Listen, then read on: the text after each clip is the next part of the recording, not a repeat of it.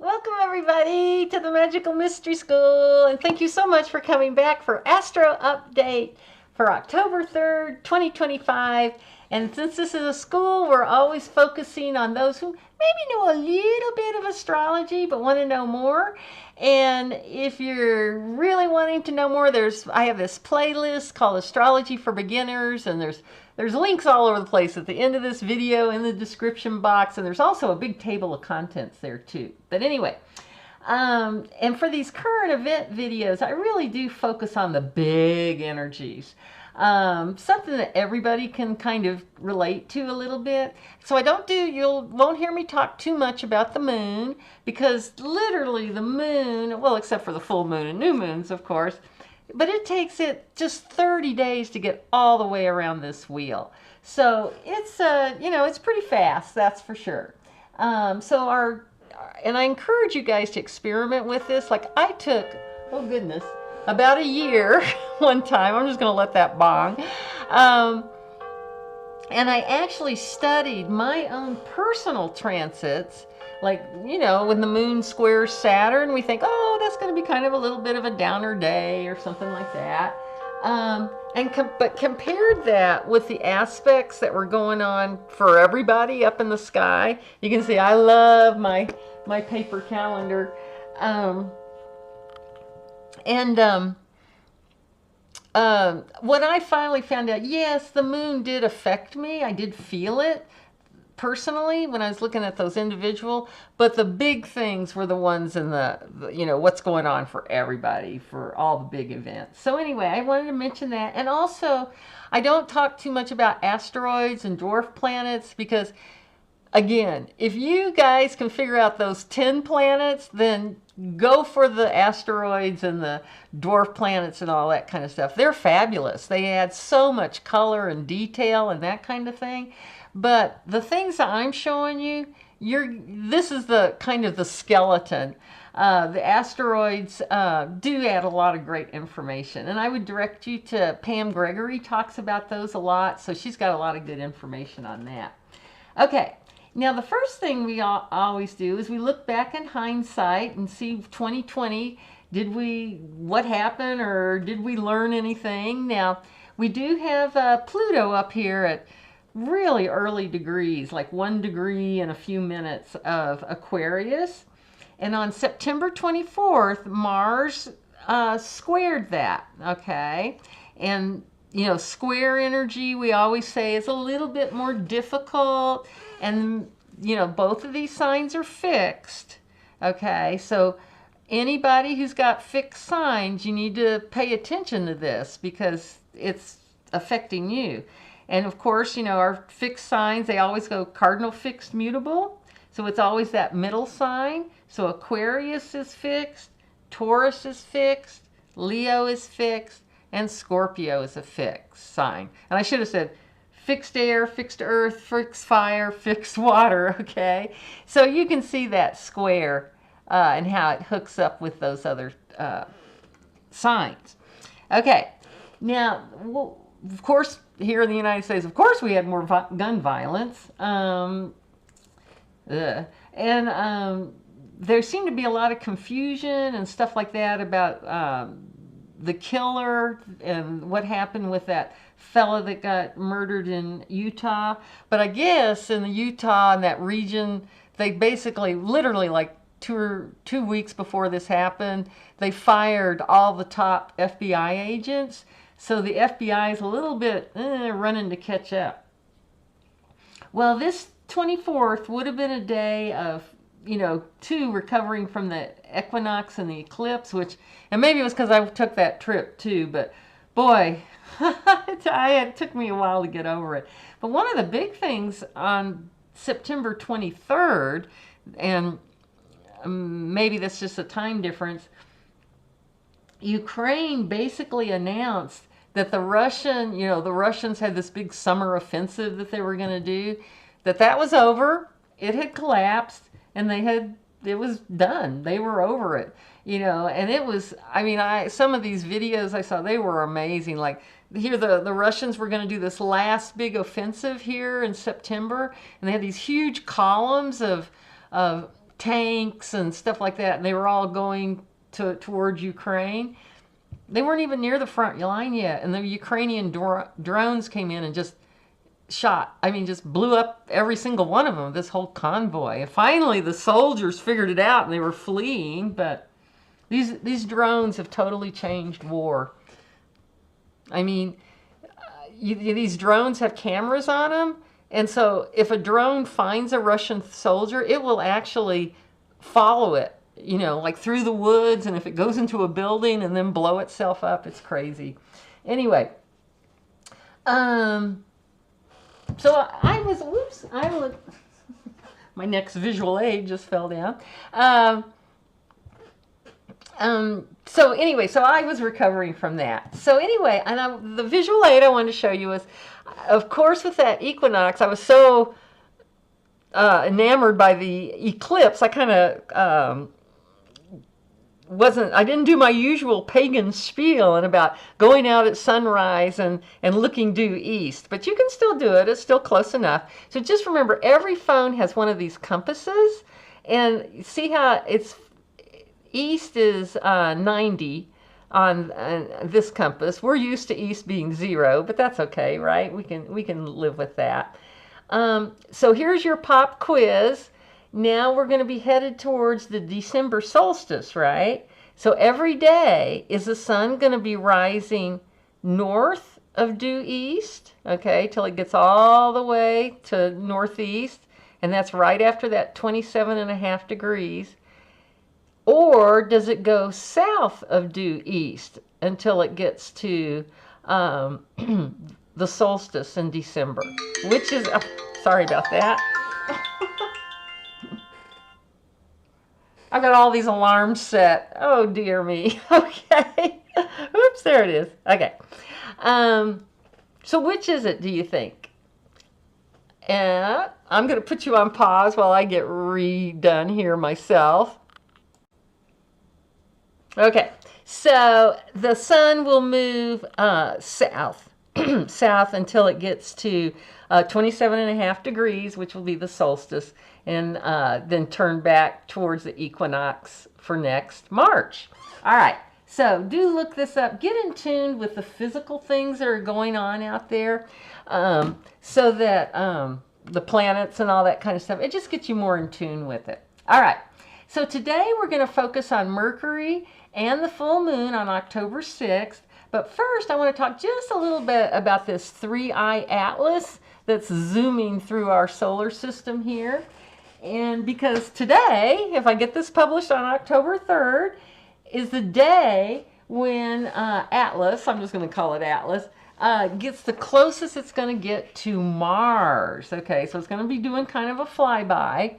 So I think this is the easiest one to show the comet here. And I'm going to just call it a comet. I have heard some, they just call it, now I think they're just calling it a body in space. I'm not sure about that, the astronomers. But I did want to show you some of the interesting things about it. Well, first off, it doesn't have a tail.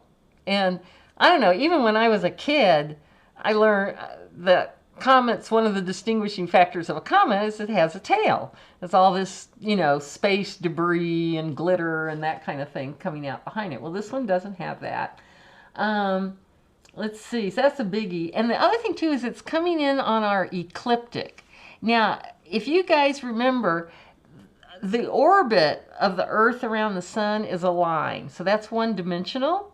So when we spread a line out into 2-dimension, it becomes like a big disc. So it's like a big DVD disc sitting around the sun. And not only is the Earth on that ecliptic, but so is Venus and Mercury and Mars and Jupiter and all the other planets, strangely enough. So here comes this comet. It's not coming in at a little angle or skirting across the top of the sun. It's coming right across our ecliptic, which is kind of interesting, I think, for sure. It's going to be on October 21st. It's going to be have a superior conjunction to the sun. And all that means is that from our view on Earth, the sun is blocking this, we can't see it. It's in between us. That's all a superior conjunction means. And you'll hear this about Mercury too. And an inferior conjunction would be if it was in front of the sun, in between us and the sun. So that's all that means. So just like this is a super full moon that's coming up on October 6th, all that means is it's super close to the Earth, so it's going to be super big. Okay. Then on October 29th is when when the comet or Atlas is going to be as close to the sun it's going to be before it zooms out. So the whole month of October, this strange thing is in our solar system. Ooh, do we like it or do we not? I don't know. Some other interesting things about it. I've heard people talking about how its whole purpose is to open our heart chakra more. So during your meditation, if you want to meditate on this guy, think about opening up I'm pointing to my heart chakra point. And there's a chakra area above that sort of connects the whole throat and pineal, and there's a whole bunch of stuff in there. And they call it the high heart center. So that's a cool thing too to kind of start to focus on during your meditations during this time. Now, classic comets are considered a change agent, so maybe that will bring a change to the hearts of some people anyway, I hope anyway. I've seen 2 comets in my life, and they were amazing. They were just these big balls, both times. They weren't as big as the moon, but they were quite large with that beautiful long tail, so I don't know. Then also, as I've been kind of listening in on different people about what this is, they started talking about, oh, there's this other body, and they were calling it a little teeny comet coming with this bigger comet. Then they said there were 2, then 3, 4, and went on. Now they're up to 6. But I had always thought that these little bodies were in the tail, probably, and following along behind. But they're actually in front of. They're sort of leading the path of Atlas. So what that's about, I don't know. So the big question is this just a big rock, or are there ETs inside of this? Well, the way I've come down on it is that, see, for me, it's not that big of a leap to think that all animals and plants have spirits, rocks have spirits, volcanoes have spirit. They all have some sort of spirit or consciousness, I guess maybe is a better word for it. So if it's a rock, I'm okay with it having consciousness. Or if there's ETs inside of this, well, I mean, this thing is moving. It's actually moving faster than Mercury, which moves pretty darn fast. It's something like 60 kilometers per second. I mean, it's just zooming. Anyway, I can't remember. But if there are ETs in here, then they've got some sort of cloaking device or something that's like, and I'm sure the captain of the ship is radioing down to the cloaking team saying, you didn't give us a tail. They're going to figure this out. But anyway, who knows, right? So it's up to you to do your own research and your own thinking. But one thing I can say pretty for sure, I think with this comet coming through our solar system in the way it is, something magical may very well happen in October. Let's hope so, huh? Anyway, okay. So enough on that guy, but I did want to just mention it since it's kind of all the talk these days. Okay.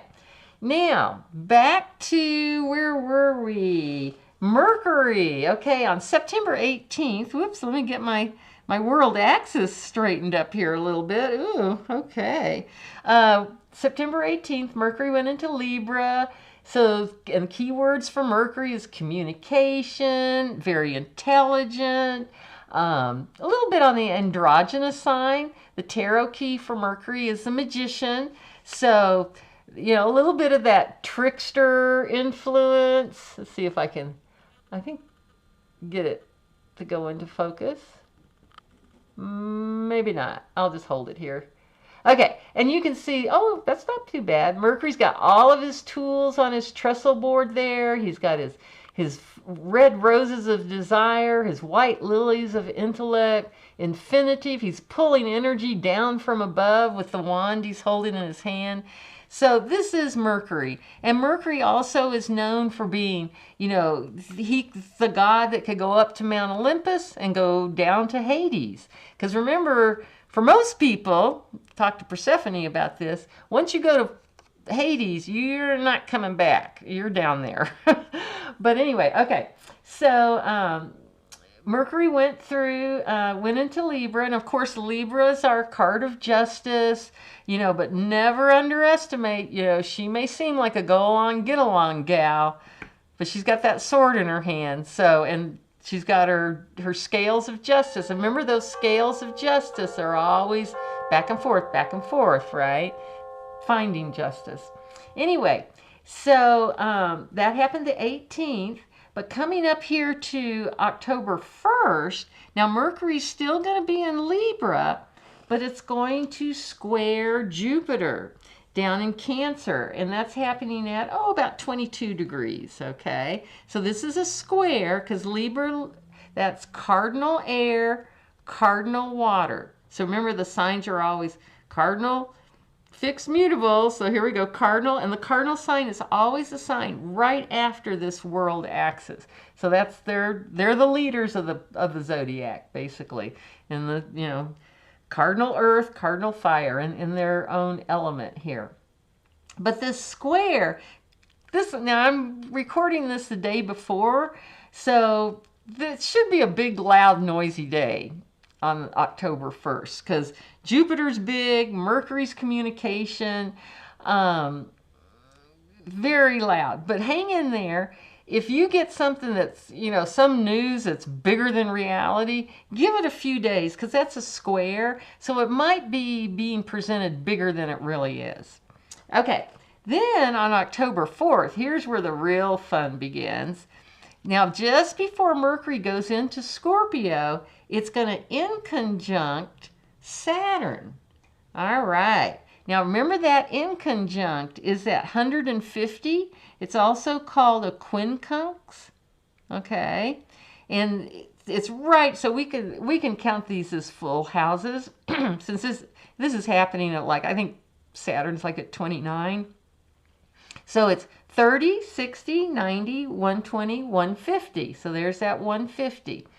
And I'm also I'm calling this the Jimmy Kimmel aspect also, because when Mars went through, activated this exact same aspect, is when Jimmy Kimmel got suspended, went through his 6 days of craziness, or 10 days, or whatever it was, and then finally got his position back. But anyway, okay, then on,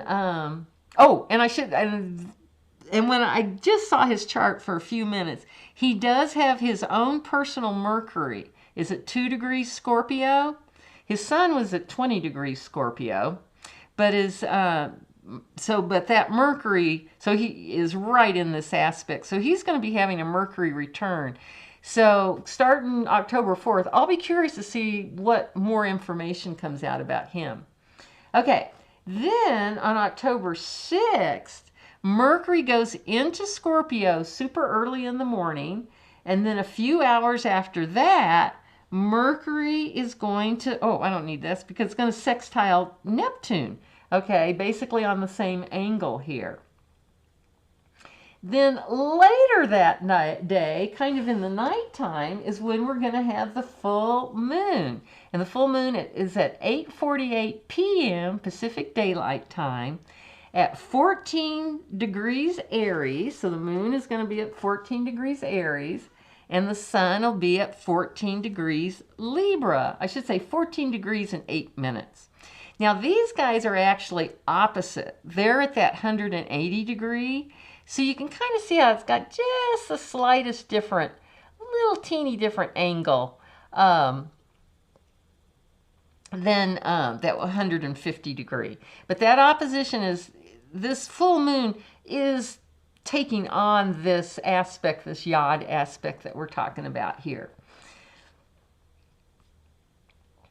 Okay, So then on October 7th, just the next day, that's when Mercury in Scorpio is going to inconjunct Uranus in super, super early degrees of Gemini. Okay? So again, 30, 60, 90, 120, 150. Okay. And this is so this show gives us the Yod, which is also called the finger of God. Whoops, it's also called the finger of fate. And in my warped, funny little mind, as a nod to laugh in, I call it the fickle finger of fate. And I'm sure Jimmy Kimmel would agree after what he's been through. Anyway, so, and what this is, and so if you've got anything in early Scorpio, so I'm going to call you my October Scorpios, you better watch out, because this is coming. You've already had Mars, you've already had the Sun, now you're having Mercury. I mean, you're well, no, I'm sorry, you haven't had the Sun yet, but here you got Mercury.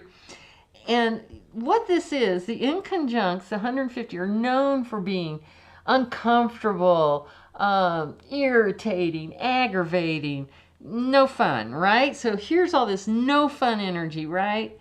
But it's supported by a sextile, which is an opportunist type energy, which is pleasant energy, great energy. So it's kind of like, so thanks Jimmy Kimmel, you got to go through this, I will just say crap, okay, to get to this beautiful sextile stuff, because things actually worked out pretty good for him. I wouldn't be surprised if he's going to negotiate quite the raise too. Anyway, okay, so that's October 7th, but we're not done yet. Mercury on October, a little bit later in the day, is going to square Pluto, okay? So remember, they square by modalities, so fixed, right? So that's creating that square energy. But if you've got Leo, fire fixed Leo, earth fixed Taurus, this is air fixed Aquarius, water fixed Scorpio, watch out, because Mars is squaring Pluto, and that is a biggie. And that can be a little tough too, because with Mercury squaring Pluto, because the language can come out. All right, we already had the Mars square Pluto, and we had Ukraine beat up Russia, basically. And here, I'm wondering if this is, because this is taboo. This is communication of taboo information. I'm wondering if this is going to be another big Epstein opening up or something like that. So just be prepared around this full moon in general to really, some shocking things may come out, okay? All right. Now, what else was I going to say about this? Taboo. I think that's about it. Just remember to, Scorpio is the sign of sex, death, and other people's money. So during this time, you want to keep that in mind, that's going to be kind of a activation point.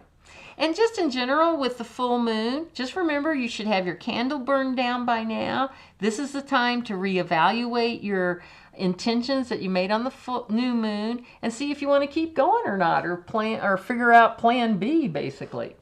Okay, now the last thing I want to mention is Venus, our beautiful Venus here, who's still in Virgo. Okay, so she's still feeling very industrious.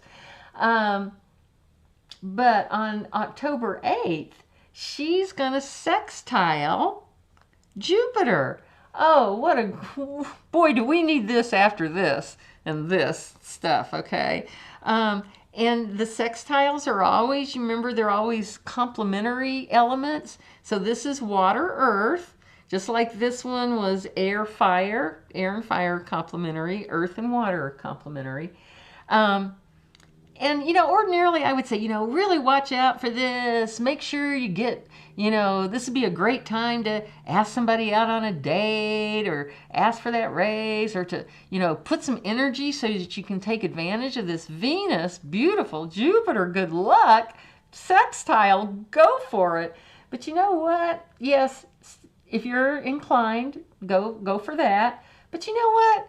Maybe after all, especially this Mercury-Pluto square, have some fun. Do some, just don't worry about it. Just go out on October 8th and party. And just, you know, don't, you know, always be careful, but hey, just have some fun, in other words. Okay. And just remember, too, this is happening at like 23 degrees, this sextile. So she's getting really close to going into Libra. So that's gonna, so we'll talk about that next week, and that's gonna be on that 0 Aries point, and what happens when Venus, and when anything goes over this Libra point right now, pop quiz, that kite with that is formed, which is that amazing energy, that grand trine. And we also, this month, Pluto is gonna, on October 13th, is going to be when, and that's the same day that Venus goes into Libra, Pluto is going to station direct in this grand trine. So again, we'll talk about all that next week, but that's going to be crazy, crazy time. Oh, and one more thing I wanted to mention, just to keep it, it's not an exact aspect, but with all this tough stuff going on here, just remember Saturn is coming up. It's going to go retrograde here, but it's coming up towards the end of Cancer. But Cancer, that's cardinal water. Saturn is in mutable water, Pisces. So they're making a trine, kind of under the surface, literally under the surface of the water. So just keep that in mind, that we do have that nice energy too, because I really like these two together, because Saturn sort of restrains and gives a container for Jupiter, and Jupiter gets Saturn out of its rut and makes it do things and get a little bit more experimental. So anyway, as usual, I've gone on long enough. And thank you so much for being here. And please like and subscribe. And I hope I see you next week. And bye for now. Just remember, from here to there, from there to here, funny things are everywhere. Bye.